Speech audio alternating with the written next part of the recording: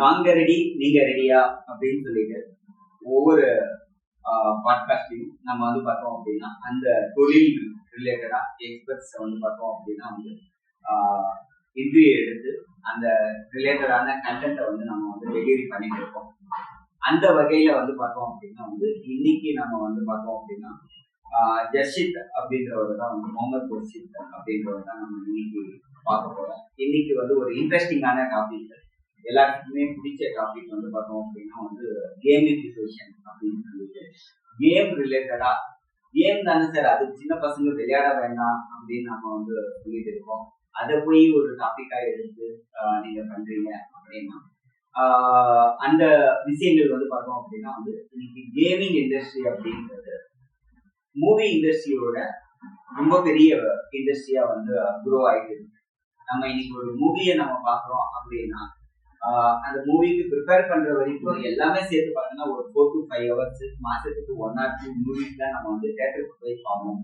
அப்போ நம்மளுடைய டைமிங் வந்து பார்த்தோம் அப்படின்னா வந்து ஒரு 5 to 10 hours தான் வந்து பார்த்தோம் அப்படின்னா மூவிக்கு வந்து நம்ம ஸ்பெண்ட் பண்றோம். அதே வந்து கேமுக்காக கேமர்ஸ் வந்து பார்த்தோம் அப்படின்னா ஒரு நாளைக்கு ஆவரேஜா 3 to 4 மணி நேரம் அப்படின்னு நம்ம எடுத்துக்கிட்டாங்க. மாசத்துக்கு 100 மணி நேரத்துக்கு மேல வந்து டைம் வந்து கேமர்ஸ் வந்து ஸ்பெண்ட் பண்றாங்க. ஸோ இதனால வந்து பார்த்தோம் அப்படின்னா வந்து பாசிட்டிவான விஷயங்கள் வந்து நிறைய விஷயங்கள் வந்து இருக்கு. எல்லா டெக்னாலஜிலையும் நெகட்டிவ் இருக்கிற மாதிரி ஒரு சில நெகட்டிவ்க்கும் வந்து பார்த்தோம்னா வந்து இருக்கதான் இருக்கு அந்த டெக்னாலஜிஸ் இருக்கு. பட் வந்து பார்த்தோம் அப்படின்னா இதுல பாசிட்டிவ்ஸ் மட்டும் இல்ல, நெகட்டிவ்ஸ் பத்தி நம்ம டிஸ்கஸ் பண்ணுவோம். இந்த மாதிரி குவாலிட்டியான கண்டென்ட் உங்களுடைய டே டு டே லைஃப், உங்களுடைய பிசினஸுக்கு, உங்களுடைய அக்ரிகல்ச்சருக்கு, உங்களுடைய எஜுகேஷன் இண்டஸ்ட்ரிக்கு, உங்களுடைய டிராவல் இண்டஸ்ட்ரிக்கு குவாலிட்டியான கண்டென்ட், அது ரிலேட்டடான சாஃப்ட்வேர்ஸ், அது ரிலேட்டடான இன்ஃபர்மேஷன்ஸை வந்து நீங்க தெரிஞ்சுக்கணும் அப்படின்னா எங்களுடைய சேனலை சப்ஸ்கிரைப் பண்ணுங்க, பெல் பட்டனை கிளிக் பண்ணிக்கோங்க. ஸோ நம்ம வாங்க இன்னைக்கு டைரக்டா முகமது கிட்ட வந்து பார்த்தோம் அப்படின்னா வந்து டிஸ்கஸ் பண்ணுவோம். நிறைய விஷயங்கள் வந்து டிஸ்கஸ் பண்ண வேண்டியது இருக்கு. ஸோ முகமது கேமிஃபிகேஷன் அப்படின்னா என்ன? கேமிஃபிகேஷன்னா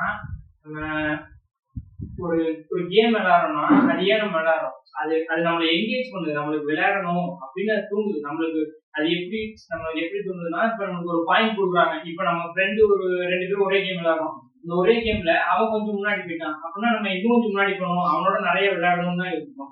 அப்படின்னா என்ன, அது நம்மள அப்படியே அது அடிக்ட் ஆகிற மாதிரி சில பேர் கேம் இருக்கு, அடிக்ட் ஆக்காம சில கேம் இருக்கு. கேமிஃபிகேஷன்ன்றது நம்மள அதுக்கு தூண்டுறது, நம்ம அது பண்ணியே ஆகணும் அப்படின்னு தூண்டுறதுக்கு பேர் தான் கேமிஃபிகேஷன். இந்த கேமிஃபிகேஷன் ஏன் எதுக்கு அப்படின்னா, நம்ம ஒரு வேலை செய்யும் போது அந்த வேலை வந்து நம்மளுக்கு பிடிச்சி செய்யணும். கொஞ்சம் பிடிக்காம செஞ்சுட்டோம்னா அந்த வேலை நம்மளுக்கு சாட்டிஸ்பேக்ஷனா இருக்காது. அதனாலதான் இந்த கேமிஃபிகேஷன் வந்து ஃபர்ஸ்ட் வந்து இந்த கம்பெனி பேஸ்டு, அது கேம் பேஸ்டு கொண்டு வந்தாங்க. இது யார் ஃபர்ஸ்ட் கொண்டு வந்ததுன்னா, யூகாய்சாயின் அமெரிக்கன் பிசினஸ் மேன் தான் கேமிஃபிகேஷன் ஒன்று இருக்கு, அதுதான் இந்த ரெவல்யூஷன், அது ஒரு பெரிய ரெவல்யூஷன், அது ஒண்ணு, அதுதான் அதை வச்சுதான் இந்த கேம்லாம் டிசைன் பண்றாங்க அப்படின்னு வந்து அவரு ஃபர்ஸ்ட் வந்து சொன்னாரு. இது எப்படின்னா 2003 நடந்த விஷயம். நம்ம பிறந்த விஷயத்துல இருக்கும்னு நினைக்கிறேன். அந்த இடத்துல வந்தது இது வந்து ஆப்டிமைஸ் ஃப்ரேம் ஒர்க்னு ஒரு 8 ஃப்ரேம் ஒர்க் வச்சு கண்டுபிடிச்சிருக்காங்க. ஃப்ரேம் ஒர்க் வச்சு பண்ணியிருக்காங்க. அது என்னென்ன ஃப்ரேம் ஒர்க்னா, ethic, meaning, ownership, empowerment, social influence, அப்புறம் லாஸ் அவாய்டன்ஸ், அப்புறம் அன்பிரிடிக்டபிலிட்டி, அதே மாதிரி ஒரு 8 கோர் டிரைவ்ஸ் இருக்கு. அந்த டிரைவ்ஸ் வச்சுதான் இந்த கேமிஃபிகேஷன் வந்து ஒர்க் ஆகுது. இந்த கேமிஃபிகேஷன் அந்த 8 கோர் டிரைவை ரெண்டா பிரிச்சுக்காங்க. என்னன்னா black hat, white hat. Black ஹேட்னா என்னன்னா இந்த சைபர் செக்யூரிட்டி சொல்லுவாங்கல்ல, பிளாக் ஹேட்னா அந்த அன்ஆத்தரைஸ்டு ஹேக்கர்ஸ், ஒயிட் ஹேட்னா நம்ம கவர்மெண்ட் ஆத்தரைஸ்டு ஹேக்கர்ஸ், அந்த மாதிரி தான். இது வந்து பிளாக் ஹேட்னா நம்ம அந்த அடிக்ட் ஆகிற கேம், அந்த கேம் கூட சொல்லுவாங்க அந்த ப்ளூ வெல்ங்கிறது நம்ம அடிக்ட் ஆகி நம்மள அது பண்ணியே ஆகணும் அப்படின்னு தூண்டுற கேம். இப்ப அது வந்து எது பேஸ்ல, எந்த டிரைவ் பேஸ்ல கிரியேட் பண்ணிருக்காங்கன்னா பிளாக் ஹேட் டிரைவ் பேஸ்ல கிரியேட் பண்ணிருக்காங்க. அதே மாதிரி கேம். அப்புறம் ஒயிட் ஹேட் கேம் பேஸ்னா அந்த கேண்டி கிரஷ், அந்த செஸ் கேம்ஸ், அதெல்லாம் அந்த ஒயிட் ஹேட் பேஸ்ல வந்து கிரியேட் பண்ணிருக்க கேம். அந்த ஒயிட் ஹேட் பேஸ்லயுமே அந்த பிளாக் ஹேட் யூஸ் பண்ணிருப்பாங்க. ஆனா அந்த பிளாக் ஹேட் பேஸ்ல ஒயிட் ஹேட் ரொம்ப யூஸ் பண்ணிட்டு அவன் அவ்வளவு யூஸ் பண்ணிருக்க மாட்டாங்க. பிளாக் ஹேட்ன்றது full and full black hat வச்சு மட்டும்தான் யூஸ் பண்ணிருப்பாங்க.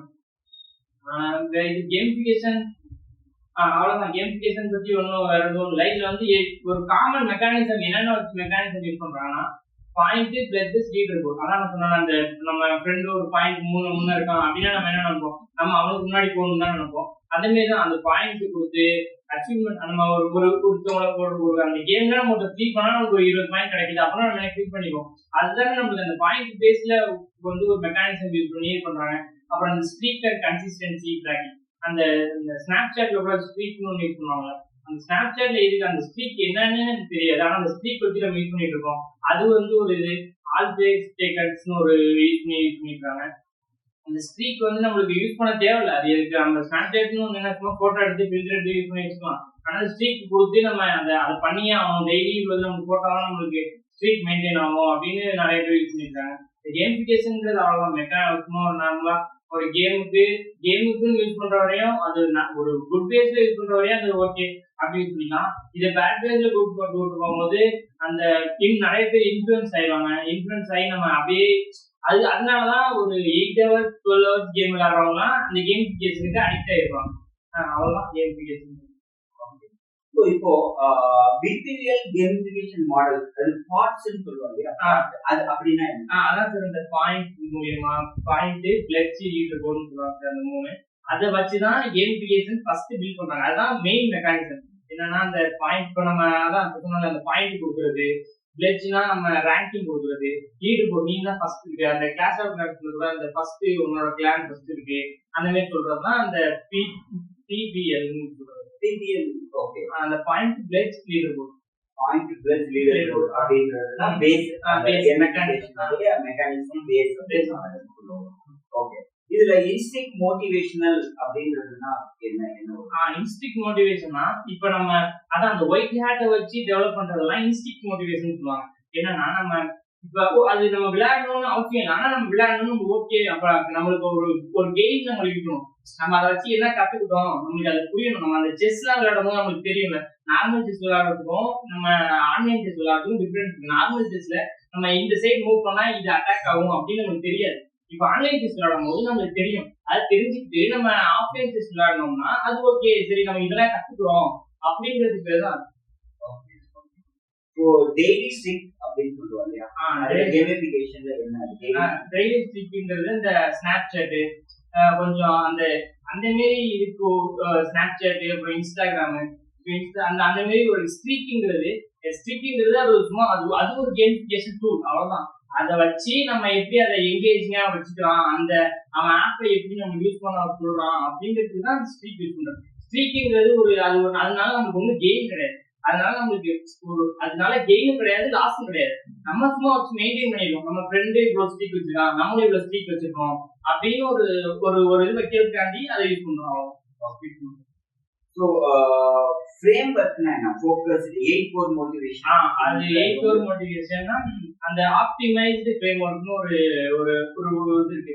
ஆப்டிமைஸ்ட்னா ஒரு ஸ்கொயர் மாதிரி ஒரு ஃப்ரேம், அந்த ஃப்ரேமை வச்சு இது ஒரு 8 கோர் டைப் வச்சிருக்காங்க. அதுலதான் அந்த அச்சீவ்மெண்ட், எம்பவர்மெண்ட், சோசியல் இன்ஃப்ளூயன்ஸ் அந்த மாதிரி ஒரு 8 கோர் டைப் இருக்கு. அதனாலதான் அந்த ஆப்டிமைஸ் ஃப்ரேம்வொர்க் வச்சிருக்காங்க.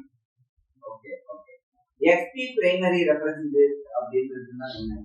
இப்ப நம்ம ஒரு கேம் விளையாடுறோம்னா எக்ஸ்பீரியன்ஸ் பீப்புள்னு ஒருத்தவங்க இருப்பாங்க, இப்ப புதுசா விளையாடுறவங்க இருப்பாங்க. எக்ஸ்பினா எக்ஸ்பீரியன்ஸ் பீப்புளை வச்சு நம்ம அவங்க இந்த ரூட் வழியா போயிருப்பாங்க, அந்த ரூட் வழியா நம்ம கொண்டு போய் இந்த ரூட் வழியா தான் போகணும் அப்படின்னு சொல்லுவாங்க. அதுக்கு பேர் தான் எக்ஸ்பி. ஓகே. ஸோ இதுல வந்து ப்ராக்ரஸ் பார் இன்ஃப்ளூயன்ஸ் அப்படின்னு ஒன்று சொல்றாங்க இல்லையா, அப்படின்னா என்ன? இப்ப ஷோயிங் இப்ப எப்படின்னா இப்ப நம்ம ரியல் டைமா என்கேஜ்மெண்டா வச்சுக்கணும் நம்மள ஒருத்தவங்களை. நம்ம கேமிஃபிகேஷன்ன்றது எதுக்கு, கேம் விளையாடணும் இருக்கு, நம்ம ஒருத்தவங்களை அதுலயே வச்சுக்கணும். நம்ம அவங்க அந்த இடத்த விட்டு நகரக்கூடாது அப்படிங்கிறதுக்கு தான் அந்த ப்ராசஸர் பார்னு ஒன்று யூஸ் பண்றாங்க. அது வந்து பிளாக் ஹேட் கோட் டிரைவ்ல வந்துடும் அந்த ப்ராசஸ் பார்ன்றது. ஓகே. ஸோ கேமிஃபிகேஷன் இண்டஸ்ட்ரி வந்து பார்த்தோம்னா எவ்வளவு பெருசுன்றதை நம்ம இனிஷியலா பார்த்தோம். அதனுடைய பொட்டன்ஷியல் இன்னைக்கு வந்து பார்த்தோம் அப்படின்னா என்னென்ன ரூபத்துல வந்து அது குழந்தைங்களையும் பெரியவங்களையும் அதை அட்டாக் பண்ணிட்டு இப்ப நம்ம அது எப்படி சொல்லலாம்னா இப்ப இன்ஸ்டாகிராம் கூட பேசி வச்சுக்கலாம். இன்ஸ்டாகிராம் ஃபர்ஸ்ட் நம்ம இப்ப நான் நார்மலா போனை எடுத்து நம்ம இது பார்த்தோம்னாவே நம்ம விரலே நார்மலா இன்ஸ்டாகிராம் தொட்டுது. அப்படின்னா அது ஒரு வகையான கேமிஃபிகேஷன். அதே பிளாக் ஹேட் மூலியமா கிரியேட் பண்ணிருக்கலாம், ஒயிட் ஹேட் மூலியமா பண்ணிருக்கலாம், அதெல்லாம் நமக்கு இல்ல. ஆனா கேமிஃபிகேஷன்ங்கிறது நம்ம ஒரு இடத்துல எங்கேஜிங்கா வச்சுக்கணும். நம்ம அந்த ஆப்பை விட்டு நம்ம வெளியே நவரக்கூடாது. இப்ப ஒருத்தவங்க வேலையை விட்டுட்டு எனக்கு அதான் முக்கியம் அப்படின்னு பாக்குறது, அதுக்கு பேர் தான் கேமிஃபிகேஷன். கேமிஃபிகேஷன் நமக்கு அது நிறைய தேவையில்லாத நம்ம என்கேஜ்மெண்ட் பண்ண வைக்கிறதுக்கு பேர் தான் நம்ம கேமிஃபிகேஷன். இப்போ இந்தியாவை பொறுத்த வரைக்கும் வந்து பார்த்தோம் அப்படின்னா வந்து ஆவரேஜா 3 to 4 மணி நேரம் வந்து பார்த்தோம் அப்படின்னா சோசியல் மீடியா யூஸ் பண்றாங்க அப்படின்றது ஒரு டேட்டா வந்து சொல்லுது. அப்போ இந்த 3 to 4 மணி நேரம் பர் ஹெட் அப்படின்னும் போது இவ்வளவு டைம் வந்து பார்த்தோம் அப்படின்னா வந்து நம்ம அந்த சோசியல் மீடியா பிளாட்ஃபார்ம்ல ஸ்பெண்ட் பண்றது ஒர்த்தா இருந்தா இல்ல அதை பத்தி உங்களுடைய ஒப்பீனியன்? அது based on the platform sir. அது இப்ப யூடியூப்னா இப்ப நம்ம நார்மலா யூடியூப் ஷார்ட்ஸ் பாக்குறோம்னாலும் அதுல சில பேசிக் ஒரு இன்ஃபர்மேஷன் ஏதாவது கிடைக்கும். ஒரு ஹிஸ்டாரிக்கல் இன்ஃபர்மேஷனோ, ஒரு ஷார்ட் மூலியமோ ஒரு ஹிஸ்டாரிக்கல் இன்ஃபர்மேஷனோ, ஒரு நார்மல் டெய்லி இன்ஃபர்மேஷனோ, டெய்லி நியூஸோ ஏதோ நமக்கு கிடைக்கும். ஆனா இன்ஸ்டாகிராம் பேஸ் பார்த்தா அது மாரி ரொம்ப லெஸ் தான். அது அப்படி கிடைக்காதுன்னு சொல்ல முடியாது, கிடைக்குங்கிறது கன்ஃபார்ம் சொல்ல முடியாது. ஆனா யூடியூப்ல ஓரளவு கன்ஃபார்ம் கிடைக்கும். அது பேஸ்ட் ஆன் த பிளாட்ஃபார்ம். நீங்க சொல்ல வர்றது வந்து பார்த்தோம் அப்படின்னா வந்து யூடியூப் அப்படிங்கிறது சர்ச் இன்ஜின். நம்ம என்ன தேடுறோமோ, எது ரிலேட்டடா தேடுமோ அந்த அல்காரிதம் அது ரிலேட்டடான இன்ஃபர்மேஷனை நம்ம டெலிவரி பண்ணிட்டு இருக்கோம். அதுக்கு அடுத்த வீடியோவும் அதுக்கு ரிலேவெண்டான வீடியோவா டெலிவரி பண்ணும். இன்ஸ்டாகிராம் அப்படி கிடையாது. இன்ஸ்டாகிராம்ன்றது அவங்க என்ன காமிக்கணும்னு நினைக்கிறாங்களோ, எது வைரல் ஆகுதோ அந்த இன்ஃபர்மேஷன் தான் வந்து நமக்கு வரும் அப்படின்றது. ஸோ அவதார் கஸ்டமைசேஷன் இன்க்ரீஸ் என்கேஜ்மெண்ட்னு சொல்றாங்க. அப்படின்னா என்ன? இப்ப நம்ம ஒருத்தவங்க இப்ப நான் கேம் விளையாடுறேன், அது எனக்கு எமோஷனலா அட்டாச்மெண்ட் கனெக்ஷன் ஆயிடுச்சுன்னா அந்த கேம் விட்டு நான் போக மாட்டேன். அப்பனா அவன் எமோஷனலா அந்த கேமுக்கும் அவனுக்கும் அட்டாச்மெண்ட் பண்றதுக்கு பேர் தான் அவதார் கஸ்டமைசேஷன் பேரு.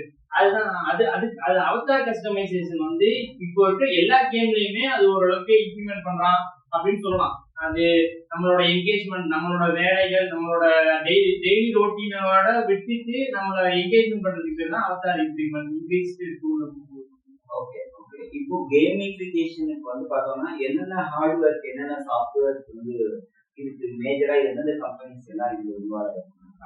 ஒரு கேமிஃபிகேஷன் இப்ப நம்ம ஒரு கேம்னு எடுத்துட்டாவே அந்த கேம்ல கேமிஃபிகேஷன் இருக்கும். அது கேமுக்கு வந்து ஒரு 4-5 இன்ஜின்ஸ் இருக்குன்னு நினைக்கிறேன். அந்த இன்ஜின்ஸ் வச்சு மட்டும் தான் அந்த கேம் டெவலப் பண்ண முடியும். அந்த யூனிட்டி அப்புறம் VS ஏதோ ஒரு 4-5 சர்ச் இன்ஜின் இருக்கு. அந்த இன்ஜினை வச்சு யூஸ் பண்றவங்க எல்லாருமே கேமிஃபிகேஷன் யூஸ் பண்ணுவாங்க.